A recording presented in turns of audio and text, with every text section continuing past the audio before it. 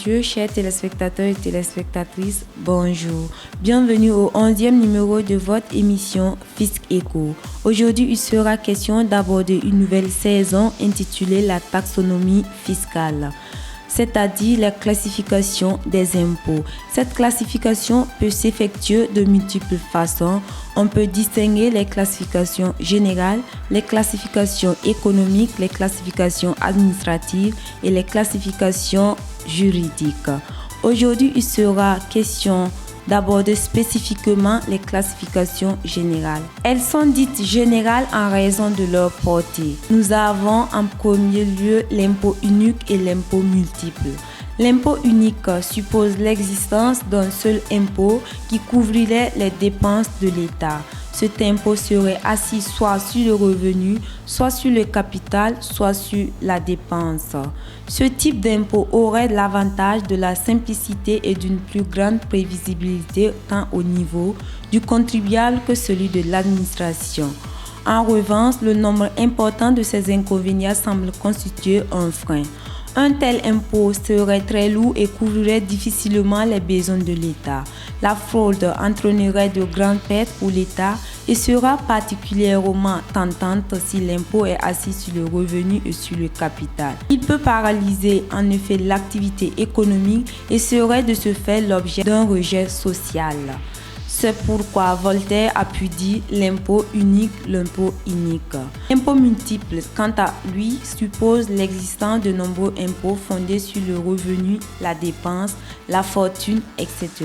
C'est le système adopté par toutes les nations modernes. En deuxième lieu, nous avons l'impôt de quotité et l'impôt de répartition. On parle d'impôt de répartition lorsque la loi fixe à l'avance le rendement total de l'impôt pour tout le territoire. Il faut ensuite repartir l'impôt en fixant son contingent pour les circonscriptions territoriales inférieures. Dans le cas du Burkina Faso, la répartition se fera d'abord entre les régions et provinces, ensuite entre les départements, puis entre les villages et enfin entre les habitants de la plus petite collectivité. Par la suite, l'imposition est partagée entre les contribuables au prorata des éléments d'imposition.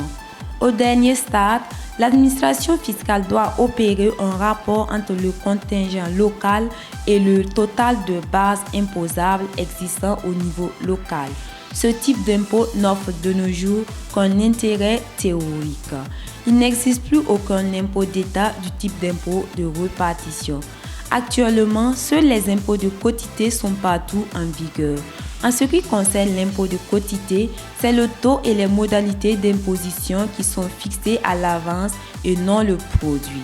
Par exemple, nous avons la TPA, le taux qui est fixé à 3%. Le produit de l'impôt n'est pas connu d'avance et dépend de la base imposable.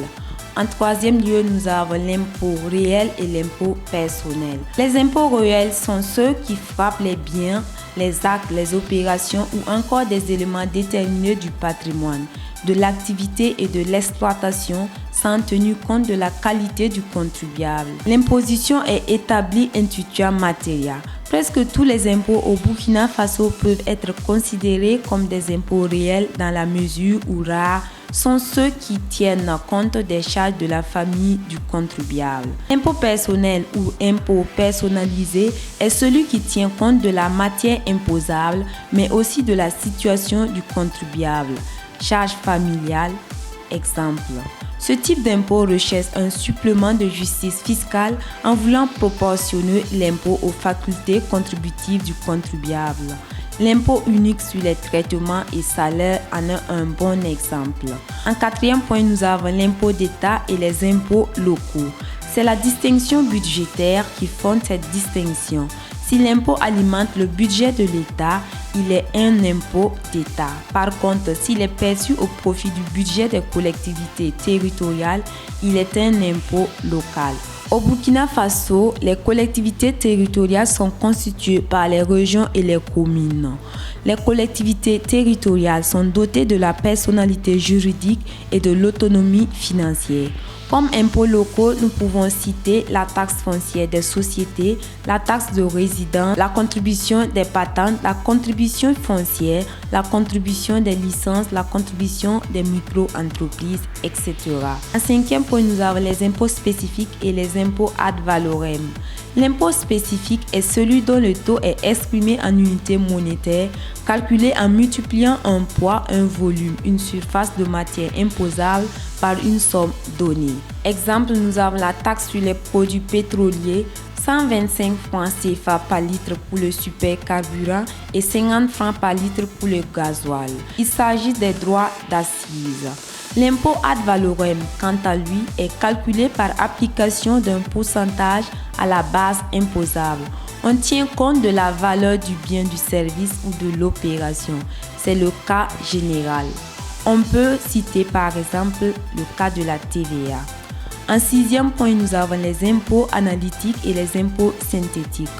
L'impôt analytique est un impôt assis sur les éléments d'un patrimoine ou sur une opération isolée ou encore sur une catégorie unique de revenus appelée cédule.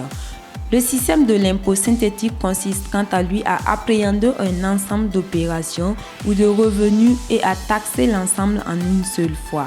Exemple, l'impôt général sur le revenu en France. Chers téléspectateurs et téléspectatrices, nous sommes à la fin de ce 11e numéro de votre émission. Merci pour votre attention et si vous avez aimé cette vidéo, nous vous invitons à nous laisser un like ou un commentaire. Pour le nouveau, nous vous invitons à vous abonner et à activer la cloche de notification. Bon début de semaine à tous et à toutes.